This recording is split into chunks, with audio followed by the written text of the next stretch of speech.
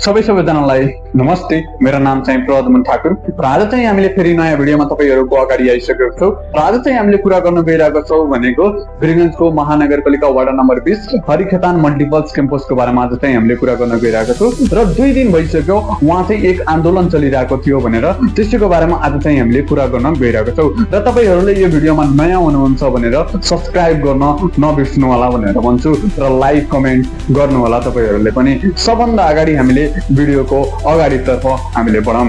लगभग 3 वर्षदेखि हामीहरुको सेम कन्डिसनमा चलिरहेको चाहिँ प्रोसेस छ त्यहाँ र त्यसमा हामीले कुरा आज गर्नेछौं। त्यहाँको मेयरले पनि कुनै पनि सुझाव गरेको छैन, त्यहाँको वाडा अध्यक्षले पनि कुनै पनि सुझाव गरेको छैन र त्यहाँको क्याम्पसको अध्यक्षले पनि केही सुझाव गरेको छैन र त्यही के कन्डिसनको लागि त्यहाँ स्टुडेन्टहरूले आफ्नै रोडमा उत्रेको थियो आन्दोलन गर्नका लागि, त्यो बारेमा तपाईले सबभन्दा अगाडि जानौं।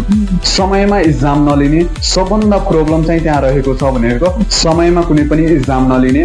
3-4 चोटी त्यो डेट फेरिसक्यो, आज एक्जाम हुन्छ, आज स्टुडेन्टहरूले पुग्यो भने त्यहाँ एक्जाम नगर्ने, फेरि नयाँ एउटा डेट आउँछ र त्यसमा पनि स्टुडेन्टहरूले पुग्यो भने त्यहाँ पनि एक्जाम नहुने, क्यान्सल गरिदिने, कुनै पनि एउटा बहाना बनाइदिने कि आज यो भइसक्यो रे, यो हुन सकिदैन रे, एक्जाम आज रद्द भइसक्यो, फेरि अर्को नयाँ डेटमा त्यो एक्जामको डेट सार्दिन्छ रे भनेर त्यो कलेजमा पायो। र त्यही कन्डिसनले स्टुडेन्टहरूलाई धेरै बोरिङ फिल भयो भने त्यो स्टुडेन्टहरूले रोडमा उत्रियो र आन्दोलन गर्न अगाडि बढ्यो भनेर त्यहाँ पुलिसहरूले लाठीचार्ज पनि गरेको छन् भनेर तपाईहरुले भिडियोमा हेर्न सक्नुहुन्छ भनेर हो।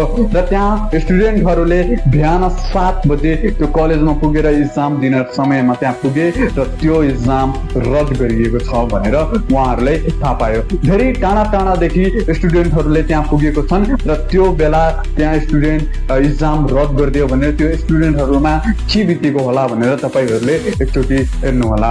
जब स्टुडेन्टहरुले चक्काजाम गर्यो, जब स्टुडेन्टहरुले आफ्नै हकको अगाडि लड्न गयो भने त्यहाँ प्रहरीले पनि कुटपिटाउ गरेको छन् भनेर हो। र हरिखेतान मल्टिपल्स क्याम्पसको अगाडि चाहिँ एउटा टिचर बाहिर निस्क्यो र त्यो टिचर बढी बोल्न थाल्यो भने त्यहाँ स्टुडेन्टहरूले रामधुलाई पनि गरेको छन् भनेर तपाईहरुले हेर्न भिडियोमा सक्नुहुन्छ भनेर। र एउटा अझै भिडियो तपाईहरुको अगाडि हेराउँछु कि यो भाइले के भन्न खोजेको छ भनेर यो भिडियोमा तपाईहरुले प्रष्ट हेर्न सक्नुहुन्छ भनेर। 7 बजेदेखि हामी एक्जाम सञ्चालन हुन्छ भनेर हामी न खाना खाइकन आएको सबैजना, अनि त्यो 10 बजेदेखि एक्जाम खत्तम हुन्छ। अहिलेसम्म एक्जाम केही अत्ता पत्ता छैन। भोक लाग्यो भने बाटोमा हेर्नु हामी कुन हाल छ अहिलेसम्म। एउटा बहिनीले पनि के भनेको छन् कि त्यो महिला प्रहरीले चाहिँ त्यो केटीमा हात उठाएको छन् रे भनेर। त्यो स्टुडेन्ट आफ्नै हकको लागि लड्न गयो भने त्यहाँ प्रहरीले हात उठाएको छ भनेर हो। तपाईले यो भिडियोमा तपाईहरुले प्रष्ट हेर्न सक्नुहुन्छ।